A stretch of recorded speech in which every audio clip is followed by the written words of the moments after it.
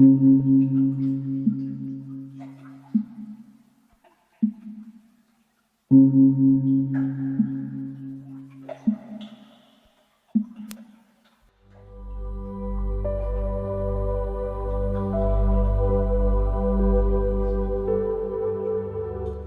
Buddha once said that nothing exists completely on its own, that everything is connected to everything else so intimately that if we could see it clearly, we would stop calling coincidence what we now call bad luck. And maybe that's why, when life suddenly twists and a door closes without warning, what hurts most isn't only the event itself, but the feeling that the universe has singled you out and left you carrying a question heavier than the problem. Why is this happening to me? Why now? Why when I was trying to do things right? Maybe today you're standing at that exact point where something broke, where a job was lost, a relationship unraveled, an opportunity evaporated, a project failed, a piece of news changed your plans, and the mind, so skilled at weaving stories, starts building an inner courtroom. This is unfair. This shouldn't be happening to me. I didn't deserve this. Life punished me. But Buddhism doesn't come to invalidate your pain or decorate the wound with flowers. It comes to give you back what suffering steals, a wider view. Because in the Buddhist vision, events don't fall from the sky on a whim. They don't arrive like a stone thrown at random, but like the fruit of an invisible tree that has been growing over time. And that tree has 3 roots worth remembering slowly: karma, impermanence, and interconnection. Karma not as a threat, but as the law of cause and effect, the reminder that our thoughts, intentions, and actions leave traces, plant seeds, and those seeds ripen when conditions appear. Impermanence as the simple, raw truth that everything changes, everything moves, everything is born and dies, everything transforms. Interconnection as the secret fabric that ties each thing to another, as if every life were a thread in an immense tapestry. And sometimes we think our suffering is an isolated room, when in reality, it's a room inside a larger house, and that house is connected to other houses, and so on, until one day you understand that my story has always also been the story of the world, moving through causes and conditions. To grasp this without needing to believe, imagine the ancient image of Indra's net, an infinite net stretched in all directions, and at every knot there is a jewel, and each jewel reflects all the other jewels, and within each reflection appear all reflections, as if the entire universe were contained in a single point. That image is not empty poetry, it's an emotional explanation of interdependence, because it means that a small gesture, an intention that seemed insignificant, a word you spoke years ago, a decision you made out of fear or pride or love, an omission, a promise, a discipline, everything travels through the net, touches other threads, mixes with other decisions, and one day returns as a result, not as punishment, but as a natural consequence. This is where many people get frightened, because they confuse karma with guilt, as if Buddhism was saying, you deserve everything bad that happens to you. But that's not it. Karma is not moralism, it's mechanics. Just as if you plant mango, you won't harvest apples. If you cultivate certain energies, sooner or later, you will see their fruits. Even so, the human mind demands a linear explanation. It wants a clear culprit, a single point. It wants to say, this happened because of this. But life works more like a garden. Many seeds, many seasons, rain, wind, shade, soil, and then suddenly a flower or a storm. And so the question changes shape, because instead of, why is this happening to me? Another, more alive question is born. What is this moment showing me about myself and about life? That question doesn't remove the sadness, but it gives you direction again. Because if there is cause, there is the possibility of transformation.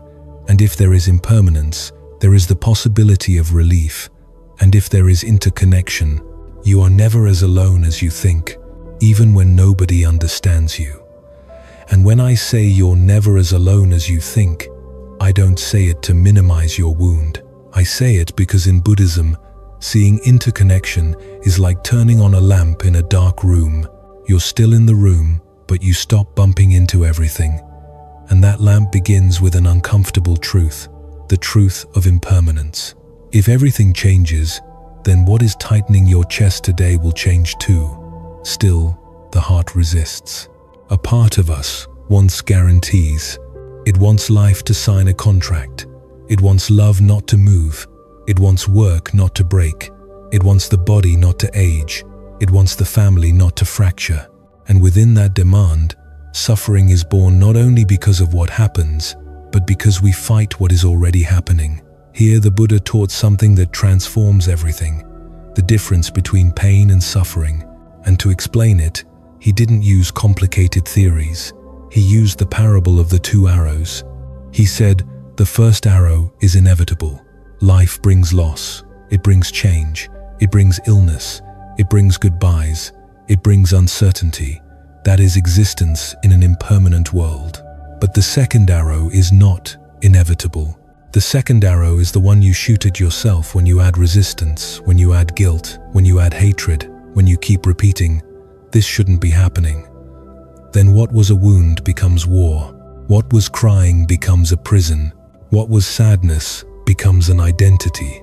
And it's possible that today you are living that second arrow without realizing it. It happens when the mind repeats the same thing again and again. It happens when it searches for culprits. It happens when it compares. It happens when it imagines dark futures. It happens when it rehearses conversations from the past. It happens when it punishes itself for what it could not control. Buddhism doesn't ask you for perfection. It asks you to notice, because noticing is already freedom. And if you feel you need an absolute explanation in order to let go, remember another story. The man wounded by a poisoned arrow. The doctor wants to remove it. The man demands to know who shot it. He demands to know what kind of wood the bow was made of. He demands to know what poison was on the tip. While he asks, the poison advances. The Buddha said there are questions that seem profound, but are actually a way of postponing healing. The mind believes that understanding everything will give it control, and many times that control is fear. Fear of feeling, fear of not knowing, fear of accepting that life moves without asking permission. That's why when you catch yourself trapped in why, you can tell yourself something more useful. I don't know everything, but I can breathe. I don't understand yet, but I can stop adding poison. I can't change what happened, but I can change how I hold it now. When you release that need for an immediate explanation, you recover presence, and presence gives you back the ability to see. Because when you're trapped in the mind, you only see a tunnel, you see loss, you see injustice, you see failure. Then Buddhism opens a window with stories, not to distract you, but to return perspective. Listen to the story of Kisa Gautami. A mother loses her child and runs searching for a cure. She comes before the Buddha and begs. He doesn't tell her to stop crying. He gives her a task. Bring me a mustard seed from a house where no one has ever died. She goes door to door, and in every home she finds the same truth. Someone died here, someone died there. Little by little, she understands death was not an exception made against her. It was the law of existence touching everyone. That understanding doesn't erase love, it doesn't erase grief, but it changes the shape of the pain. It stops being punishment and becomes part of the human condition. And when it stops being punishment, the heart lowers its guard. In that lowering of the guard, a mature peace appears, not euphoria, but acceptance. The mind no longer arguing with reality. Maybe you aren't living a loss like that right now, or maybe you are, but even in everyday pain the mechanism is similar. We believe what happens to us separates us. We believe life did something personal to us. Interconnection reminds you of something else. Everyone carries a burden. Everyone passes through fear. Everyone passes through change. That doesn't minimize your wound, it makes it human. It makes it less lonely. And then another question arises. If everything changes, why is it that sometimes a terrible event ends up opening a door? Here is an image that can hold you. Imagine a traveler lost in the desert, walking under the sun, exhausted, feeling condemned. He finds a tree and sits in the shade, blaming himself for getting lost, blaming himself for stopping. But he doesn't know what's happening behind the hill. A sandstorm is rising, and if he had kept walking, it would have swallowed him. His delay was protection. It was a hidden blessing. Life works like that more often than we think, because you see from the fear of the moment, you see from today's urgency. But life unfolds on a wider map. That's why the job you didn't get can be redirection. That's why the relationship that ended can be liberation. Not because the blow is pleasant, but because the blow moved you, because it pushed you off a path that was wearing down your soul, because it forced you to look at what you were ignoring. The mind protests. I wanted that path. I wanted that person. I wanted that stability. Buddhism answers with honesty. It doesn't promise perfect endings. It promises a mind that doesn't break with change, a mind that learns to let go. To cling to what changes is to try to catch water with your fist. The tighter you close your hand, the more it slips away. And to teach you not to conclude too soon, there is the story of the old man and the horse. The old man loses his horse. The neighbors say, "Bad luck," and he replies, "Maybe." The horse returns with others. The neighbors say, "Good luck," and he replies, "Maybe." The son breaks his leg. The neighbors say, "Bad luck," and he replies, "Maybe."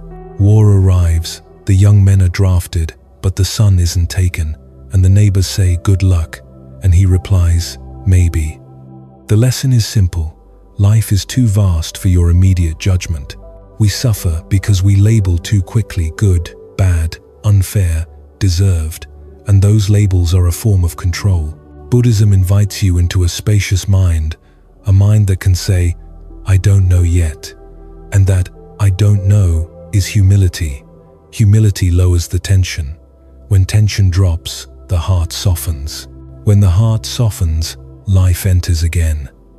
Here, everything happens for a reason, becomes clean not as a phrase to deny emotion, but as a reminder of causes and conditions. Nothing arises from nothing. Even what you do today is planting your tomorrow. That is karma. Karma not as punishment, karma as power. If your intentions leave traces, you can also leave new traces. Still, there is one great obstacle: the desire for control. Trying to control the uncontrollable breaks you, exhausts you, makes you rigid. That's why Zen says, let go or be dragged. Letting go is not abandoning your life. It is stopping the fight with the flow. It is acting without attachment, walking without chains, doing what you can today without demanding an exact outcome, because the moment you demand, every day becomes anxiety, and anxiety steals the present from you. If it's hard to see, imagine a raft. A man crosses a river on a raft, reaches the other shore, and then decides to carry the raft on his back out of gratitude. He walks bent over, he tires, he slows down. The Buddha asks if that is wise and says no. The raft was a means, not an eternal burden. So many things were rafts for you: a relationship, an identity, a goal, a dream. They helped you cross a season, but today they no longer serve you the same way. Today they are weight. Suffering appears when you confuse the means with the destination, when you cling to a raft for safety even though you're already on solid ground. Buddhism offers a gentle exit, and the exit is to see that the raft has already done its job, to see that your hand is squeezing something that is over, to see that life is asking you for free hands. And here, the middle way enters. A disciple practiced with harshness until he was exhausted, and the Buddha asked him about the string of an instrument. If it is too tight, it breaks. If it is too loose, it makes no sound. Only at the right tension does music appear. This is life. Obsessive control breaks you. Unconscious abandonment dims you. Wisdom is the right tension. Presence without rigidity. Surrender without fog. Action without attachment. When life hits you, return to the simple. Stop, breathe, ask yourself gently, this is teaching me patience. This is redirecting me. I can trust that this too will pass. These questions are not searching for a perfect explanation. They are searching for an inner posture. And when you stop firing the second arrow, the body changes, shoulders drop, the breath lengthens, the chest stops fighting. In that pause, clarity is born. To understand it even more, return to the image of the muddy lake. The sediment rises, the disciple wants to stir it, but the teacher says, wait. Over time, the mud settles and the water clears. That is your mind in crisis. The more you stir with urgency, the murkier it becomes. Sometimes clarity arrives when you interfere less, when you accept not knowing for a while, when you let life settle. Here, suffering reveals its face as a teacher, not because it is good, but because it teaches. It shows you where you are clinging. It shows you what illusion was holding you up. It shows you what part of you was asleep. That's why people compare coal and diamond. Both come from the same source, but the diamond is formed under pressure. Maybe you feel pressure now. That is human. But you can ask something honest. What is this polishing in me? What is this making more real? What cup did I believe could never break? What raft am I still carrying? And if today you don't have answers, that's okay. Buddhism doesn't demand quick answers. It demands presence, and presence is built through small steps. If you are living through an unexpected turn, close this passage with a humble intention. Today I let go a little. Today I won't conclude too soon. Today I stop fighting impermanence. Today I stop firing the second arrow. Today I trust the flow without stopping my walk. Even if I can't see the whole map, I know life moves. I know everything changes. I know nothing happens in isolation. And I know that in some mysterious way, even this change may be guiding me to where I need to arrive. And if right now you feel your mind still trying to squeeze the world with its fingers, as if pressure could prevent loss, remember, the mind clenches because it is afraid, and fear usually comes from a silent fantasy. The fantasy that life should be stable, the fantasy that if you do the right thing, you won't be touched by what is difficult. The Buddha taught that this fantasy is the root of suffering, not because life is cruel, but because life is impermanent. And when you try to live in a changing world with a heart that demands permanence, the heart breaks again and again. That is why Buddhism doesn't promise you control. It offers you understanding. It offers you practice. It offers you stories. Stories that are not decorations, but mirrors. And there is a famous mirror in the monasteries. The story of two monks and a young woman. It is said that an elderly master and a young monk were walking along a path, and they came to a river. On the shore was a young woman who couldn't cross. The current was strong. Her clothes were heavy. The young monk froze. His rules forbade him to touch a woman. The elderly master didn't argue, didn't explain, didn't justify. He simply lifted her gently, carried her on his back, crossed the river, set her down on the other side, and kept walking. The young woman thanked him and left. The master stayed silent, but the young monk could not let go. He walked behind the master with a tight chest and a burning mind, thinking about the rule, thinking about the act, thinking about what shouldn't have happened. An hour passed, then two, then half a day. The river was already past. The young woman was far away, but inside the young monk's mind, the scene was still alive. He was still carrying her. At the end of the day, he exploded and asked the master how he could do it, how he could break the rule. The master looked at him with tenderness, smiled, and said, "I left her on the riverbank hours ago. Why are you still carrying her?" And when you hear that line with an open heart, you see something that hurts because it's true. Many times we don't carry the event, we carry the story of the event. We carry the interpretation. We carry the offense. We carry the shame. We carry the fear. We carry what already ended. We carry it to bed. We carry it to the table. We carry it into the shower. We carry it into conversations with people who aren't to blame. And then we ask why we're tired, why we sleep badly, why the body feels heavy, why the mind won't be quiet, why the chest feels hard.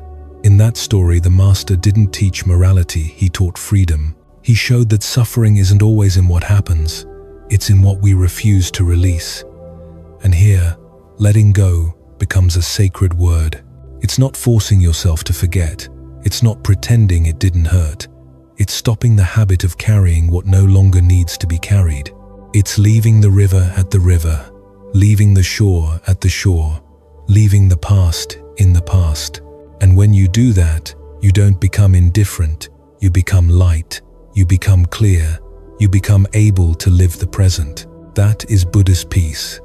Not a peace that denies emotion, but a peace that stops adding chains. And maybe now you wonder how to do that in real life. How to let go when there are bills. How to let go when there is betrayal. How to let go when there is loss. Buddhism answers with another image, the muddy water. Because when the water is muddy, you don't clean it by stirring more, you clean it by letting the mud settle. Your mind works the same way. If you lie down and fight your thoughts, you stir the mud. If you lie down and tell yourself, I must understand right now, you stir the mud. If you lie down and tell yourself, I must control, you stir the mud. And when you stir the mud, the water takes longer to clear. The teacher said, wait, and waiting isn't lifeless surrender. Waiting is choosing not to interfere with violence. Waiting is giving the mind time. Waiting is breathing. Waiting is allowing clarity to do its natural work. And here a truth appears that scares the ego. Clarity is not manufactured by force. Clarity arrives when tension drops, and tension drops when you stop demanding.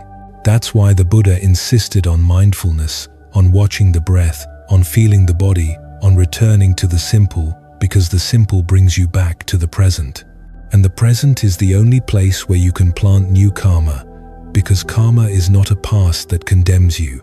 Karma is an energy that is still being written. It is written now. It is written by what you choose to think, by what you choose to say, by what you choose to do, by what you choose to release. And if you want to see how a life changes when it lets go of control, listen to another story, the story of the archer and the target. A disciple wanted to learn to shoot with perfection. He wanted every arrow to hit the center. He practiced harshly. He tightened. He got angry when he missed. His arm trembled. His breath was short. One day, his master told him to put down the bow. He took him to a river and asked him to look at the water, to count how many waves he could control. The disciple fell silent. He couldn't control a single one. Then the master said, "So why do you try to control the outcome as if it belonged to you? Control your posture, control your breathing, control your intention. But the result belongs to causes and conditions. It belongs to the wind. It belongs to the day. It belongs to your inner state. It belongs to what you cannot see. When you release the outcome, your body relaxes. When your body relaxes, your hand becomes steady. When your hand becomes steady, the arrow flies straighter." The disciple understood something that sounds contradictory. Letting go of control improves action, and that happens in your life too. When you stop demanding that everything be exactly as you want, you can finally see what is truly happening. You can respond better. You can choose better. You can listen better. You can sleep better. You can heal better. That's why Zen says, let go or be dragged. It's not a threat, it's a description. Because when life changes and you cling to the past, life keeps moving. And you are the one who gets dragged by your own attachment, dragged by your fixed idea, dragged by your fear. And here, the raft returns again. If you crossed a river with a raft, you don't carry it on your back. You set it down, you thank it, and you continue. There are stages you have already crossed.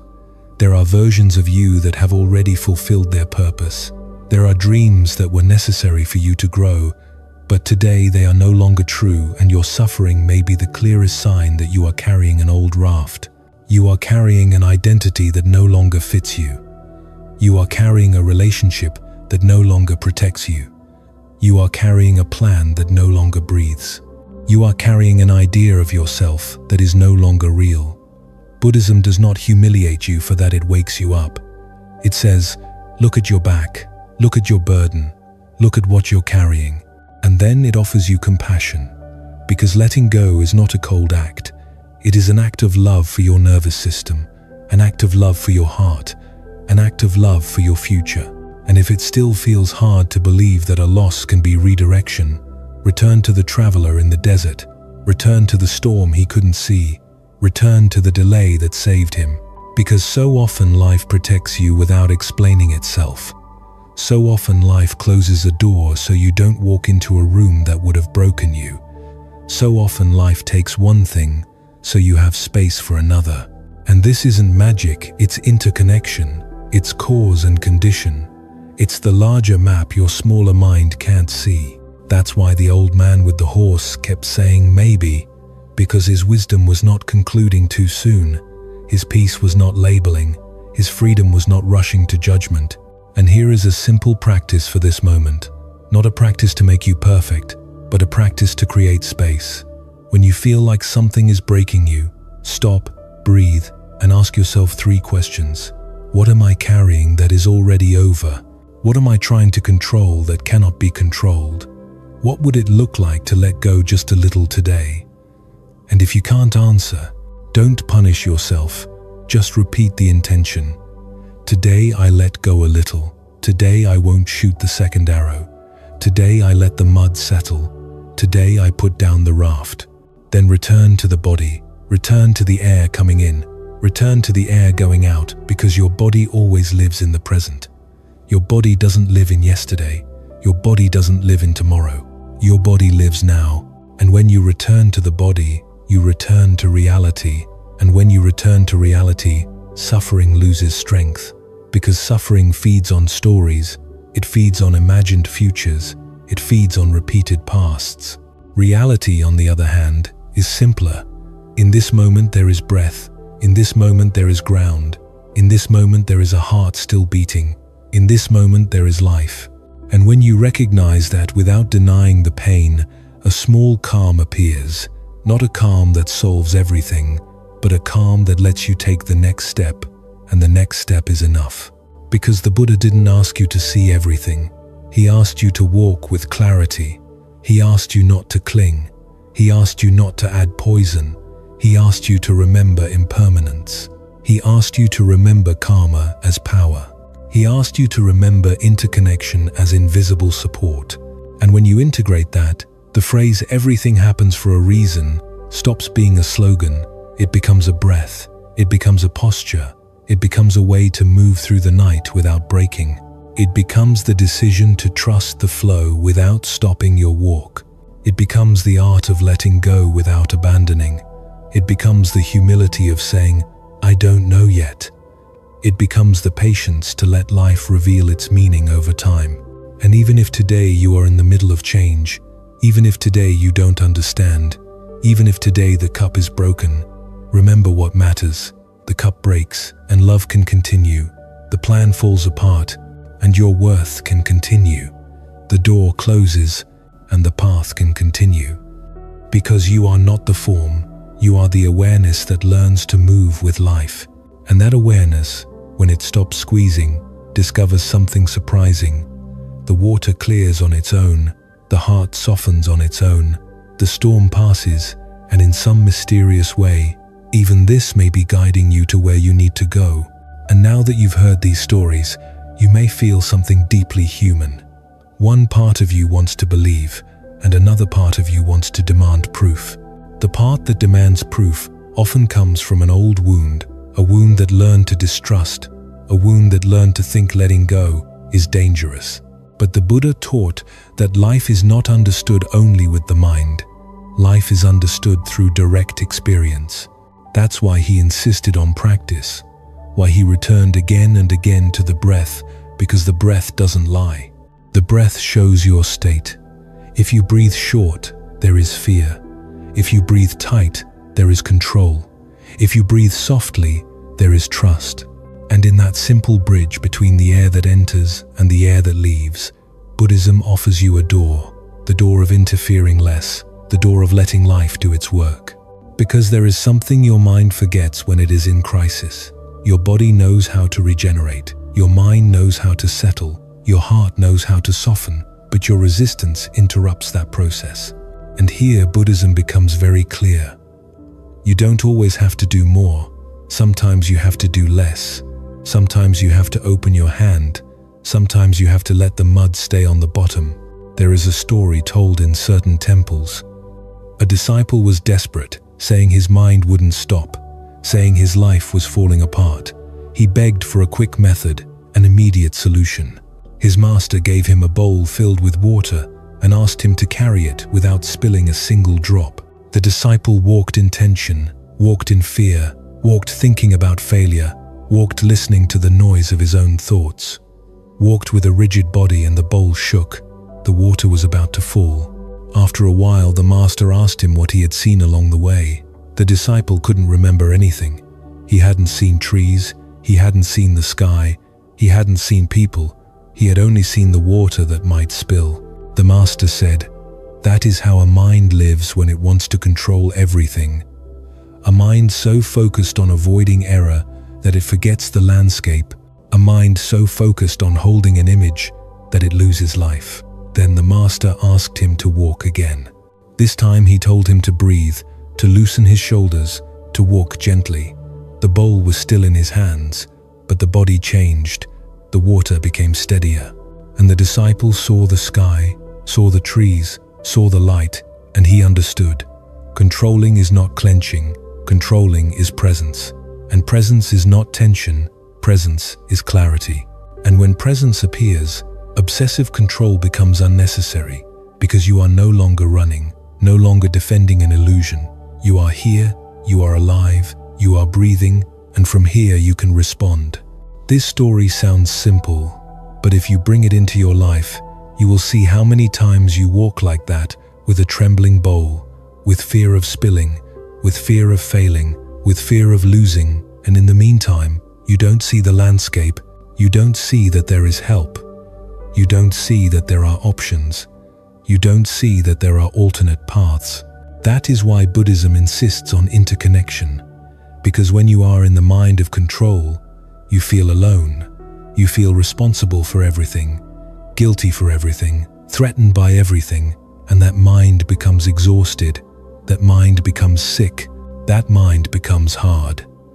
The Buddha said suffering is not born only from pain, it is born from clinging, born from craving, born from ignorance of the changing nature of things. And that's why, when a blow arrives, Buddhism doesn't first ask you what you lost, it first asks you what you were clinging to. It asks you what you believed was permanent, what you believed defined you, what you believed could never break. And when you answer honestly, a revelation appears. Sometimes what hurts most is not the loss itself, but the collapse of an identity, the collapse of a story about who you are, the collapse of the idea that without that thing you are nobody. That is why the Buddha taught the idea of no self, not as a denial of your existence, but as liberation from rigidity. Because if you are not a fixed form, then you can change. If you are not a label, then you can be reborn. If you are not an image, then you can breathe. And here comes a teaching many people misunderstand. Letting go does not mean you don't care. Letting go means you care in a wiser way. Letting go means you don't turn what you love into a prison. Letting go means you don't turn fear into a chain. Letting go means you make room for life to unfold. And if right now you are living through a major change, maybe the change is asking you for exactly that space, an open hand, respect for impermanence. There is another story that shows this powerfully. A man held a bird in his hands. He wanted the bird to stay, so he closed his fist, thinking that would protect it. The bird stopped moving.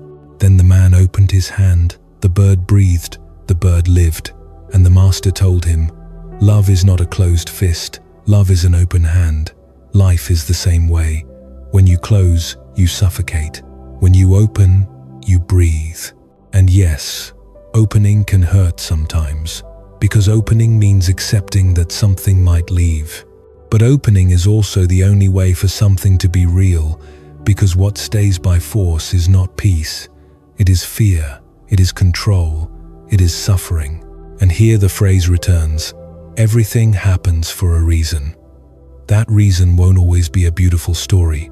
Sometimes the reason is awakening. Sometimes the reason is to show you where you were losing yourself. Sometimes the reason is to break an old pattern. Sometimes the reason is to push you out of a cage you are calling safety. Sometimes the reason is to force you to grow, and growth almost always hurts. Not because life hates you, but because life moves you, and you were standing still. And when you understand that, even if you can't see the ending, you can begin to walk differently. You can walk without concluding too soon. You can walk without labeling. You can walk with humility. You can walk with presence. You can walk without shooting yourself with the second arrow. You can walk without carrying the young woman for hours inside your mind. You can leave her on the riverbank. You can say, "Today I won't carry this to bed. Today I won't carry this in my chest. Today I will let the water settle. Today I will let the mud fall. Today I will breathe. Today I will do what I can, and the rest I will release." Because even if my mind doesn't understand, my heart can choose not to fight, and that choice is the beginning of a deep freedom. A freedom that doesn't depend on everything turning out the way you want. It depends on you learning to move with what is. It depends on you accepting impermanence. It depends on you planting new karma. It depends on you remembering you are inside a net, and that net, even when you can't see it, is holding you. And that life, even when it hurts, keeps opening paths the moment you loosen your fist. And when you begin to loosen your fist, even a little, a truth appears that you cannot see while you are clenching. Space appears, silence appears between one thought and the next, and the possibility emerges to look at your life without the filter of urgency. And in that space you can hear a teaching the Buddha repeated in many ways, not because he wanted to impose an idea, but because he knew the mind forgets quickly when pain tightens its grip. The root of suffering is not only in what happens, but in the relationship you have with what happens, in the desire for reality to be different, in clinging, in ignorance of impermanence. And when you understand that, even a little, you begin to see why some people pass through tragedies and do not become bitter, and why others live through small problems and break inside. It isn't that some have better luck, it's that some have learned not to shoot themselves with the second arrow. Some have learned to leave the burden on the shore. Some have learned not to carry the raft for a lifetime. And then a question arises on its own. If suffering is a teacher, what is this moment teaching me? Not what is it taking from me, not what is it denying me, but what is it showing me? And the answer sometimes hurts, because it shows you a pattern, it shows you an attachment, it shows you an illusion, it shows you a dependency, it shows you a need for control, it shows you an identity built on something life could take away. It shows you that you were calling a cage security. It shows you that you were calling a chain love. It shows you that you were calling numbness stability. And that is why life breaks things, not to punish you, but to wake you up, to return you to your center, to push you toward a more honest version of yourself. And if that sounds harsh, remember the story of the cup. The cup breaks, and that does not mean love breaks. It means love learns to love without demanding permanence. Love learns to love with clarity. Love learns to say yes to what changes. Because what changes is not the enemy, what changes is life itself. And when you learn this, you begin to live with a different posture. You begin to live with a mind that stops concluding too soon. You begin to live with the old man's maybe. You begin to live with the silence of the lake that clears on its own. You begin to live with the patience of the storm that passes. You begin to live with the humility of accepting that you cannot see the whole map. And here is an important point. Trust is not waiting and doing nothing. Trust is acting without chains. Trust is planting seeds without demanding an immediate harvest. Trust is walking even without all the answers. Trust is doing what is right today and releasing the rest. That is the middle way. That is the tuned string. Not too tight, not too loose, just right. Because if you pull too tight, you break.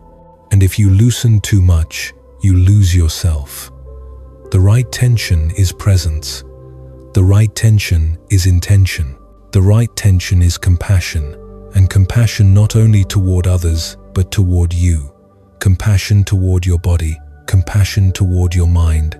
Compassion toward the part of you that is afraid. And if today you are moving through a dark night, maybe the most compassionate thing is not to understand everything. Maybe the most compassionate thing is to stop stirring the mud, to return to the simple, to return to the breath. Because the breath is the bridge between what you can touch and what you can't see. In, out, in, out. And when you breathe with attention, your body receives a message. The message is, I am safe. The chest softens, the shoulders drop, the stomach releases a little, and in that small shift, suffering loses strength not because the situation changes immediately, but because you change your relationship to it. And this is very important. Sometimes you cannot change the event, but you can change the poison. You can change the second arrow. You can change the story that destroys you from the inside. And that is where new karma is born. Because karma is action. Karma is intention. Karma is what you feed. Karma is what you repeat. Karma is what you practice. If you practice rumination, you feed darkness. If you practice gratitude, you feed openness. If you practice hatred, you feed rigidity. If you practice compassion, you feed calm. And it isn't about pretending everything is fine. It is about choosing which seed you will water today. That is why a simple practice can hold you when everything feels unstable. Before sleep, pause, sit for a moment, place a hand on your chest, breathe slowly, and tell yourself the truth. I'm tired, I'm hurt, I'm confused, and still, I am here. Then ask yourself, what am I carrying that is already over? What am I trying to control that cannot be controlled? What can I release just a little tonight? After that, choose one small action, just one. It could be writing a single sentence. It could be closing your eyes for 3 breaths. It could be making your bed. It could be turning off the noise of your phone. It could be saying thank you for today. Because gratitude does not deny pain. Gratitude reminds the body that there is still life, that something is still holding you, that there is still ground beneath you. And when the body feels that, it rests better. And when it rests better, it thinks better. And when it thinks better, it chooses better. And that changes your future. That is how a night becomes a path, not because everything is solved all at once, but because you stop breaking yourself with the same pattern. And if you still feel the phrase, everything happens for a reason, is hard to accept, don't repeat it as a slogan, use it as a question. What reason might be being born in me, even if I can't see it yet? What part of me is waking up? What lesson is this change showing me? What door is life closing, so I stop walking into the same room? What redirection is unfolding? And if today there is no answer, it's okay, meaning sometimes arrives late. It arrives the way mud settles to the bottom. It arrives with time. It arrives when you stop stirring. It arrives when your mind settles. It arrives when the heart softens. It arrives when you look back and understand that that delay was protection, that loss was liberation, that breakup was an exit, that humiliation was humility, that uncertainty was a call to live with more truth. And then you understand what the old man with the horse already knew. Life cannot be trapped inside an immediate judgment. What looks bad today can become good, and what looks good today can become bad. Wisdom is not predicting the future. Wisdom is not clinging to your labels. Wisdom is walking with maybe.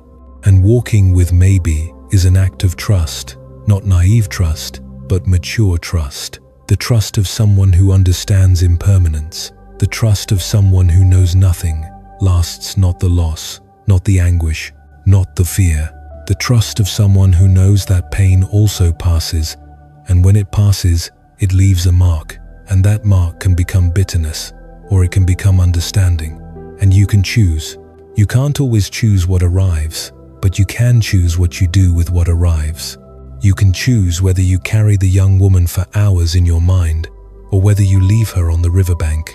You can choose whether you carry the raft for your whole life, or whether you set it down and keep walking. You can choose whether you stir the lake, or whether you wait for the water to clear.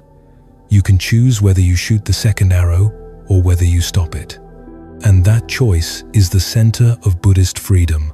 That is why the Buddha taught that peace comes from within. Don't look for it outside, because outside everything changes. Outside everything is condition. Outside everything is wave. Inside you can find the ocean. Inside you can find a place that doesn't collapse with every wind. That place is not magic, it is practice. It is breathing. It is letting go. It is looking with honesty. It is planting better seeds. It is loving with an open hand. And if today you are at a breaking point, you don't need to be perfect. You only need to do what the Master did with the cup. Remember the truth. This also changes. This also passes. This also breaks. And still I can love. Still I can live. Still I can walk. Still I can trust the flow without stopping my walk. Because even if I cannot see the whole map, I know I am inside a net. I know nothing happens in isolation. I know everything is born from causes and conditions. I know my life can be reborn in another form. And so tonight, or today, or in the moment you hear this, you can make a simple promise, not a grand promise, a real one. Today, I let go a little. Today, I stop concluding too soon. Today, I leave the mud on the bottom. Today, I don't carry what is already over. Today, I breathe. Today, I plant a cleaner intention. And tomorrow, when the world changes again, I will choose the same thing again because that is the path. Not a stroke of luck, not a perfect explanation, but a path, a learning, a practice, a mind that becomes more spacious, a heart that becomes freer. And then, without even noticing, the phrase, "everything happens for a reason," stops being an idea and becomes a way of living. It becomes the art of moving through impermanence without breaking, the peace that comes from within, the clarity that arrives when you stop resisting, the quiet trust of someone who understands that life is unfolding, and that even this, even what hurts today, may be guiding you to where you need to go.